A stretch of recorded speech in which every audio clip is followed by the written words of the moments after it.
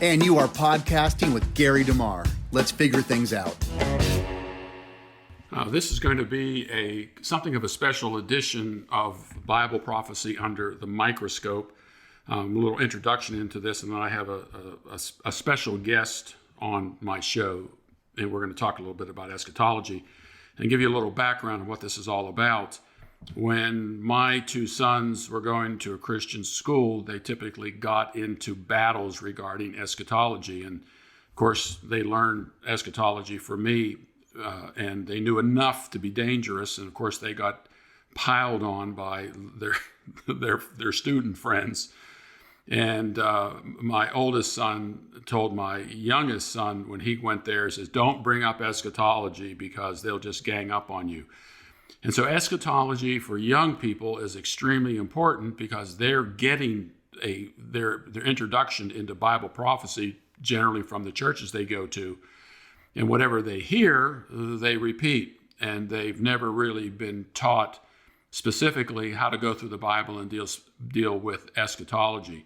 And I remember when I was teaching in Christian school, anytime eschatology came up, again, there was a great battle that took place because I had students from different Christian schools who held to a different eschatological view. And what I had to do is to lay out the various positions and then walk them through it. So what I want to do today in this particular interview, in this particular podcast, is to walk through the process with a young person on how to interpret Bible prophecy. And I'm not going to cover everything. I can't do that. But what I want to do is to deal with some of the basics, and maybe in doing this, it will allow people to see a different perspective by paying attention clearly to what the text clearly states. All right, my special guest is one of my granddaughters, and Esther is 11 years old, and you are in the 6th grade, and you go to a Christian school, right? Yes. And your dad's kind of talked to you about Bible prophecy, and it's a big deal today. I mean, kids are talking about it all the time, and so forth and so on.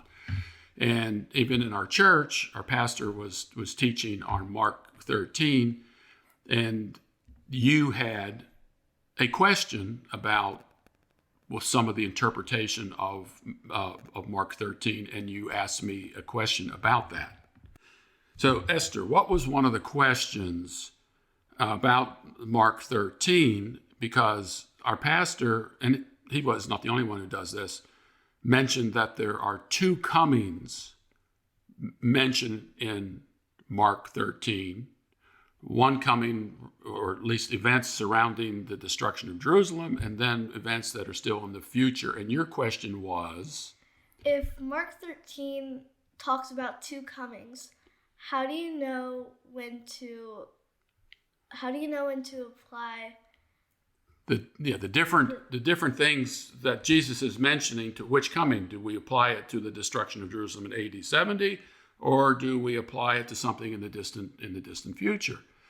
That's a good question, and my pastor's a great guy, and I'm not just. In fact, afterwards, I talked to him and I said, you had asked this question, and I said, David, we need to sit down and talk about Mark 13. So he knows my position on this. But that's a good question. How do you know which events that Jesus is describing in Mark 13, Matthew 24, Luke 21, how do you know which ones apply to the events surrounding the destruction of the temple, which is mentioned in Matthew, Mark, and Luke, and which ones apply to the distant future? That's the question. So let me take you through some of this. So the first place I want you to go is to Matthew 10:23. So Esther, go to Matthew 10:23. Okay, you got it? Okay, I'll read it out loud, nice and loud. Okay. But whenever they persecute you in the city, flee to the next. For truly I say to you, you shall not finish going through the cities of Israel until the Son of Man comes. Okay, Esther, so who is Jesus talking to there? his disciples. Right, and you know that because it says you, and the you is them. But notice what it says. You will not finish going through the cities of Israel until the Son of Man comes.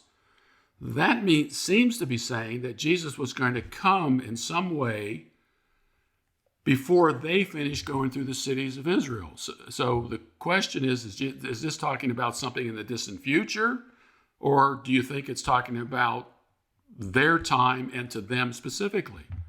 I think it's talking about their time. Yeah, about their time. I mean, that's what it says. And so one of the things you have to do when you start reading the Bible, we're using Matthew here because Matthew has, it's easier to do Matthew than Mark, but Mark has the same stuff in it.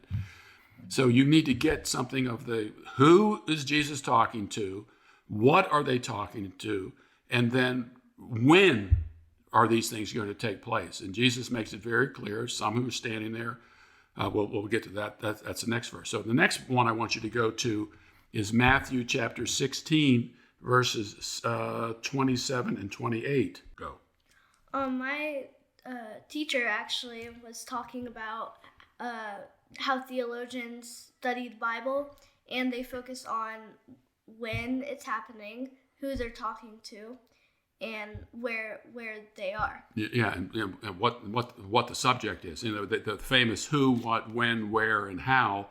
You apply that to the Bible as well. So I want you to read Matthew chapter 16, verses 27 and 28. Okay. For the Son of Man is going to come in the glory of his Father with his angels, and will then recompense every man according to his deeds. Truly I say to you, there are some of those who are standing here who shall not taste death until they see the Son of Man coming in his kingdom. All right, and this is a difficult passage for a lot of people because it seems to be saying that some of the people who are standing there will still be alive when Jesus comes in his kingdom. I mean, that's what it says. And you say, well, wait a minute, coming in his kingdom, he recompense every man according to his deeds. How can you say that took place before all of those people there died? And I always tell people, it is not for me to second guess what Jesus has to say here or what the Bible says. Jesus says here that there are some who are standing there who will not taste death, who will not die until they see the Son of Man come in his kingdom. So that means we have to kind of change our understanding of what coming Jesus is talking about here. Now remember, we started off by saying, get to the Olivet Discourse, Matthew 24, Mark 13, Luke 21, talks about Jesus is going to come in a certain period of time before that generation passes away. How do you know which ones apply to that generation, like what's being said here, and what applies to the future? And so coming in Scripture does not always mean what we might think of as the second coming. This seems to be something related to a coming probably in judgment, as we're going to see when we get to the rest of Matthew chapter 24. Okay, Esther, so read chapter 24, verse 1. And Jesus came out from the temple and was going away when his disciples came up to point out the temple buildings to him. Okay, so where was Jesus before verse 1 in chapter 24? He was in the temple. Okay, and who is with him? It says he was going away when his what? Disciples. Okay, so we know who is there, we know where he was, and we can go back a couple of verses in chapter 23 and look at verse 38. Read verse 38. Behold, your house is being left to you desolate. Okay, and this house that he's talking about here is the temple. All right, so Jesus comes out of the temple, was going away when his disciples came up to point out the temple buildings to him, as to say, you mean this great temple that was being rebuilt? So read verse 2 in chapter 24. And he answered and said to them, do you not see all these things? Truly I say to you, not one stone here shall be left upon another which will not be torn down. Okay, so we know that the temple was made of stones. And what does he say? It says, truly I say to you, not one stone here shall be left upon another. When's the here? Is it in the future, or was it then? Right then and there. Right then and there. That's right. Not one stone here should be left upon another. Now read verse 3. And as he was sitting on the Mount of Olives, the disciples came to him privately, saying, tell us when these things be, and what will be the sign of your coming and the end of the age. Okay, so I think they were probably startled because the temple was being rebuilt. It looked great. And you're saying this particular temple, not one stone here, is going to be left. So what we know is that Jesus was describing what was going to take place happen to that temple then and there. And then it says, mentions the phrase, it says, you're coming and of the end of the age. And so what's the end of the age? We're not, doesn't tell us what the end of the age is here. But what Jesus is going to do, he's going to tell them when this was going to happen. And then let's go and look through some of the things that he said were going to happen. For many will come in my name, saying, I am the Christ, and will mislead many. Yeah, and earlier he says, see to it no one misleads you. And then look at verse 6. Verse 6 says, and you will be hearing of wars and rumors of wars. See that you are not frightened, for those things must take place, but that is not yet the end. Okay, we already mentioned that the end, it's the end of the age he's talking about here. He's not talking about the end of the world, he's talking about the end of the age. And who will be hearing of wars and rumors of wars? Them. Them, yeah, and you will be hearing. See that you are not frightened, for those things must take place, but that is not yet the end. The only end that's mentioned there is the end of the age, not the end of the world. Now, if you have, those of you listening, if you have a King James version, it will say end of the world. But the Greek word cosmos is not used here. It's the Greek word aeonos, and that means age. Look at verse 7. For nations will rise against nation, and kingdom against kingdom, and in various places there will be famines and earthquakes. Okay, there will be famines and earthquakes. And if you look, I'm not going to go through all the details of this. I've covered this in my book, Wars and Rumors of Wars, Last Days Madness, and so forth. There's a famine that was mentioned in Acts chapter 11. There were earthquakes mentioned in the Gospels as well as the book of Acts. And let's go down here. Look at verse 9. It says, and then they will deliver who? They will deliver you. You? No, you? Yeah. Or me? No, it says, they will deliver you up to tribulation and will kill who? You. And who? You will be hated by all nations on account of my name. And verse 10, and at that time many will fall away, will betray one another and hate one another. And many false prophets will arise and will mislead many. And I'm not going to turn to this, but in 1 John chapter 4, verse 1, John talks about false prophets that were alive in his day. There'll be lawlessness. Verse 13, but this is important, but read verse 13. But the one who endures to the end, it is he who shall be saved. Okay, so verse 3 mentions the end of the age. Verse 6 mentions not yet the end.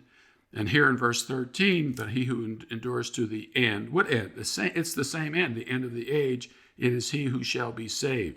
Now, not saved from eternal punishment, but their lives actually saved. And because we'll see this in a moment. Then look at verse 14, read verse 14. And this gospel of the kingdom shall be preached in the whole world for a witness to all the nations, and then the end shall come. Okay, and we were looking at some Greek earlier with you and your brother Thomas, and I mentioned that that word whole world here is not the word cosmos, but it is the word oikumene, and it's the same word that's used in Luke 2:1, that a decree went out from Caesar Augustus that the whole world, the whole oikumene, be taxed. And that's the kind of the Roman Empire and the world at that time. and for a witness to all the nations. And then the end shall come. The end of the what? The end of the age that we already talked about. Verse 15, read that. Therefore, when you see the abomination of desolation, which was spoken of through Daniel the prophet, standing in the holy place, let the reader understand. When who sees it? Therefore, when You. you see it.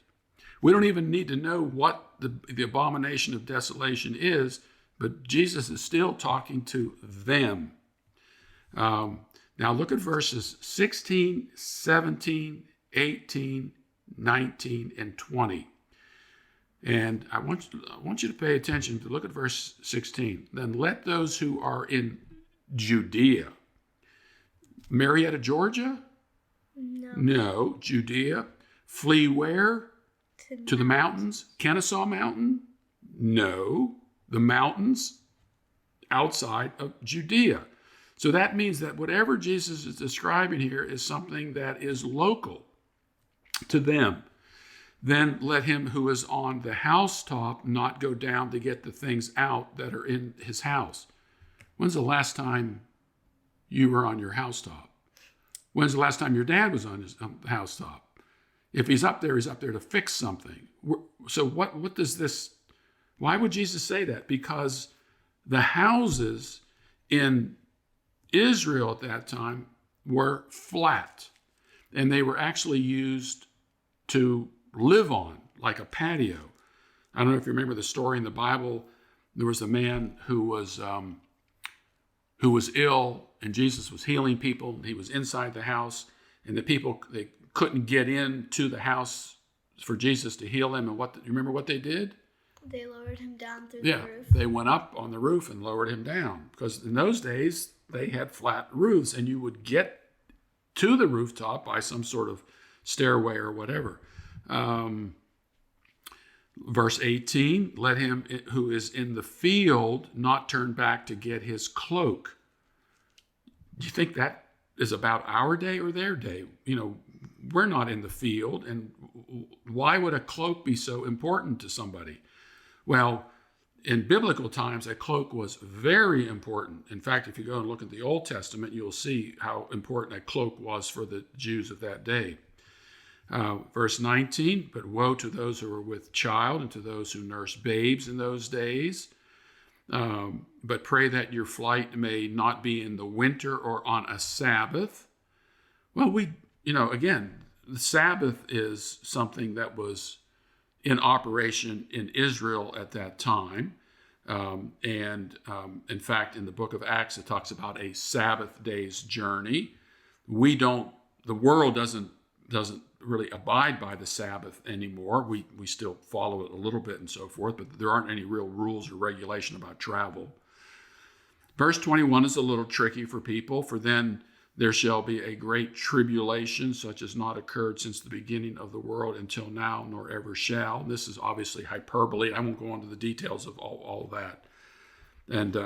And this was such a big deal for Israel, for God to destroy the temple, scatter the Jews at that particular time, and bring judgment, that it was like the end of the world for them. Let's see. I'm going to skip over here a couple of things here. Let's see.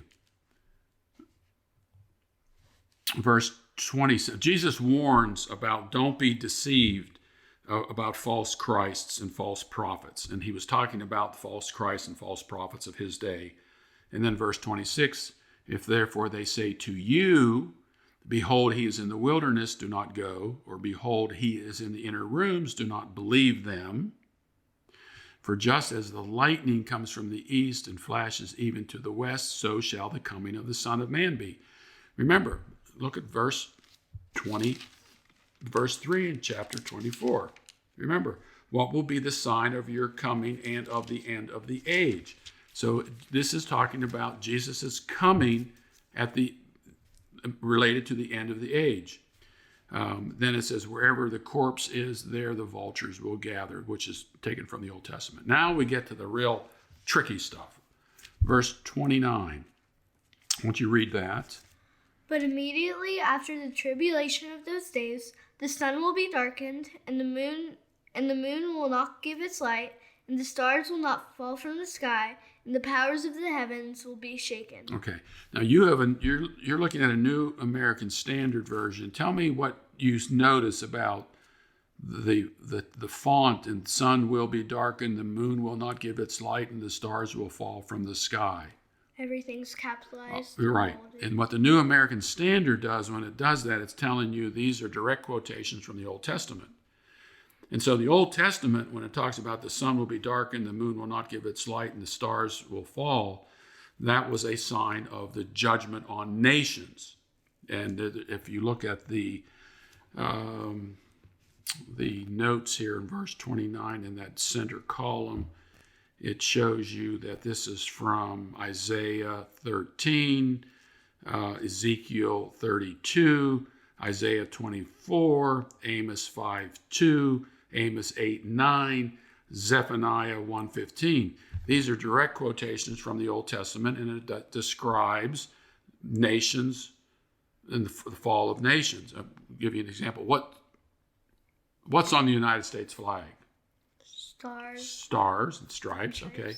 What does Japan's flag look like? Do you know? What does it have on? Right in the middle of it. Big sun. It's a big sun. Muslim flags. What do Muslim flags have? Do you know? Okay. Not to teach you anything at this school. They have a moon. If you look at flags from all around the world, they oftentimes have sun, moon, and stars on them. And so this type of language is typical. And so in the Old Testament, it talks about the sun, moon, and stars. They're bright in the sky. That's a sign of God's pleasure. But if they go dark and fall and so forth, that's a sign of God's judgment.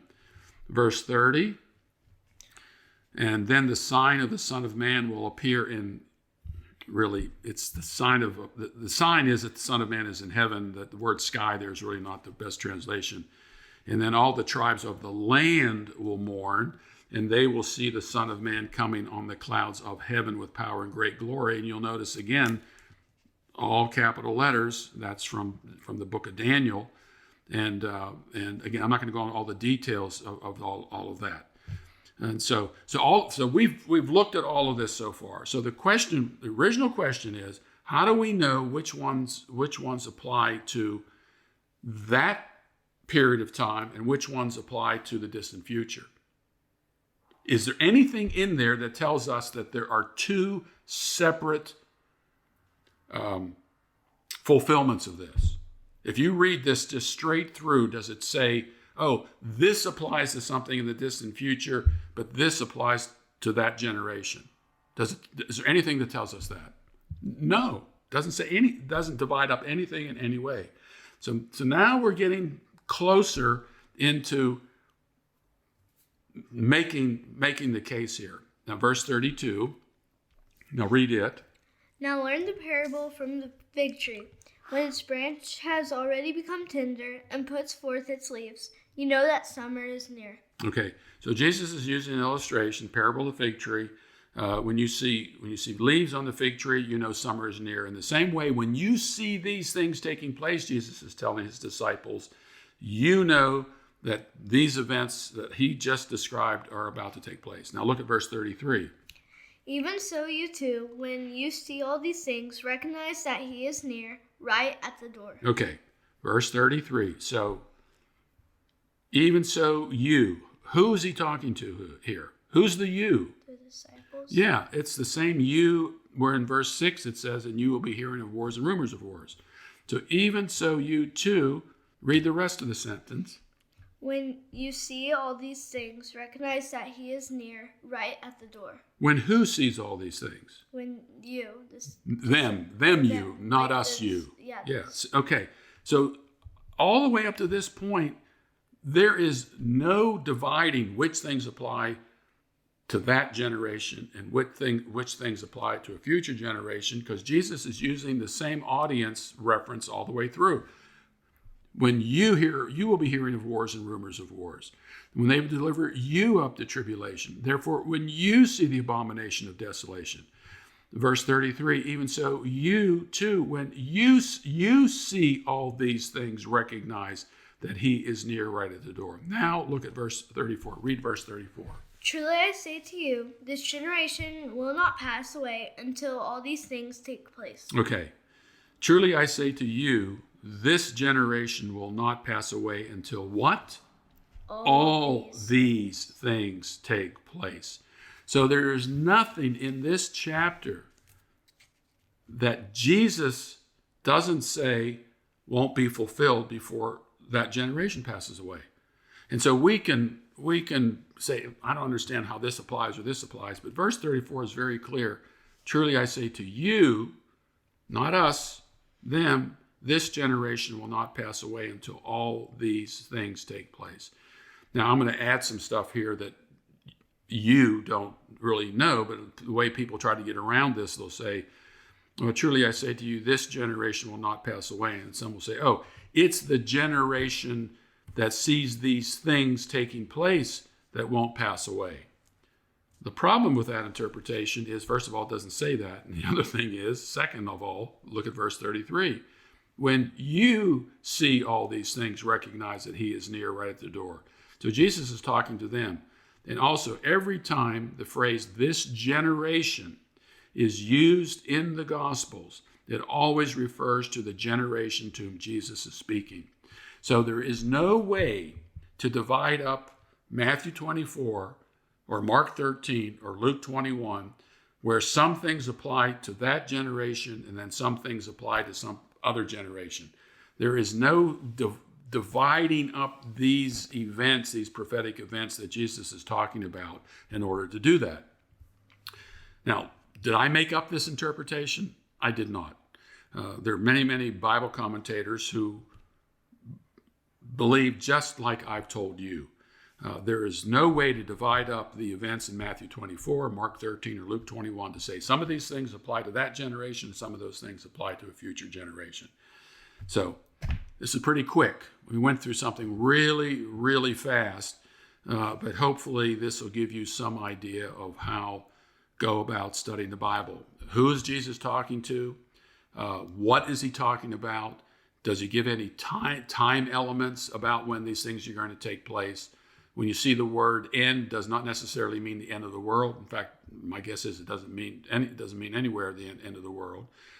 See how something is used throughout the Bible. So every time you see the phrase this generation, check your Bible. Does the Bible use this generation anywhere else in Matthew's gospel? And it does. And it always refers to the generation to whom Jesus is speaking. So I did this really fast, obviously, but it should give you a pretty good idea that Jesus was very consistent. He's not talking about two different time periods. He's talking about the same time period. He's not talking about two different audiences. He's talking about one audience. Matthew 24, the Olivet Discourse, Mark 13, Luke 21 is all about the same time period, and that is the events leading up to and including the destruction of Jerusalem in AD 70. So Esther, what do you think? Did I convince you? Yeah. Okay. All right. Maybe we'll do this again on something else. So when you have some questions, and hopefully if you talk to some of your friends and your teachers, you can just ask them some questions and, be a good discussion. And then maybe you can get them say, why don't you ask my grandfather to come in here and talk to the class about this? Yeah. And get you really in trouble. One time I was with my friend and we were actually looking into Revelations a little bit. Revelation. Right, no S. And we were looking at signs of Jesus' return. And then I came back home and then I talked to my dad about that.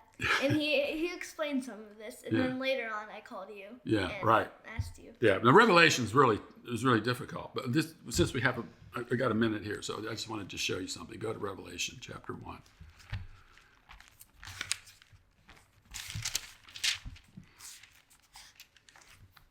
Okay, read the first verse. The revelation of Jesus Christ, which God gave him to show to his bondservants the things which must shortly take place, and he sent and communicated it by his angel to his bondservant John.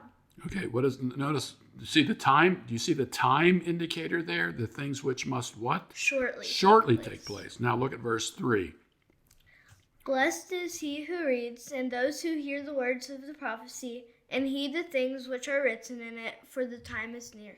Time is near for whom? Them or us? them. For them. Okay, now I want you to go to the very last chapter, Revelation chapter 22.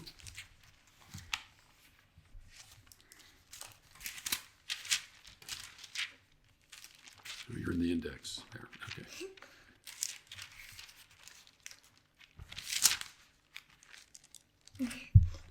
Okay, verse 6. Verse 6. And he said to me, These words are faithful and true, and the Lord, the God of the spirits of the prophets, sent his angel to show to his bondservants the things which must shortly take place. Verse 7. And behold, I am coming quickly.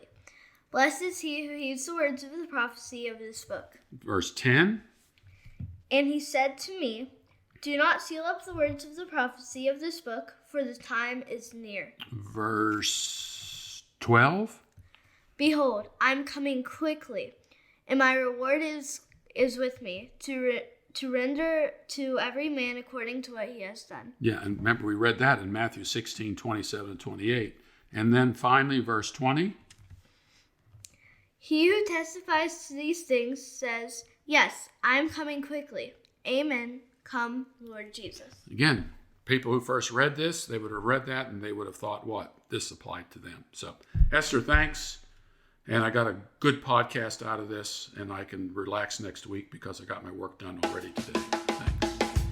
Thanks for podcasting with Gary DeMar. Please subscribe and share this with anyone you think really needs to hear it.